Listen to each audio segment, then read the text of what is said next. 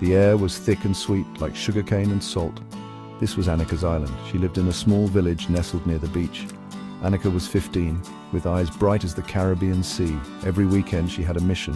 Annika's grandfather lived far away, past the hills and across the island. Annika's grandma had passed away last year. It was now her duty to care for her grandpa.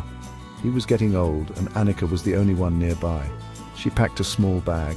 Inside were simple things: soap, bread, and a change of clothes. Most importantly, she carried her love for her grandfather. The journey was long. First, Annika walked. The dirt road was dusty under her worn shoes. She passed fields of sugarcane, the tall stalks swaying in the breeze.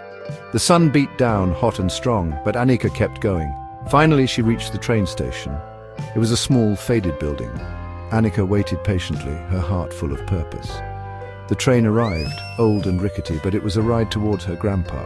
The journey was tiring, but Annika never complained. She knew her grandpa needed her. The train chugged through the countryside. Annika watched the world go by. Vivid green hills, dotted with bright flowers, small villages where children played in the streets. The beauty of her island filled her with strength. Each bump on the road, each bead of sweat on her brow, brought Annika closer to her destination. She thought of her grandfather, his kind eyes and gentle smile. He had taught her so much about life, about their ancestors, about the island they called home. Finally, Annika arrived.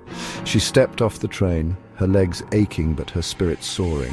She walked the last few miles to her grandfather's house. It was a small wooden house, painted in bright Caribbean colors. As Annika walked through the door, her grandfather greeted her with a wide smile. "My sunshine," he said, his voice raspy but full of love.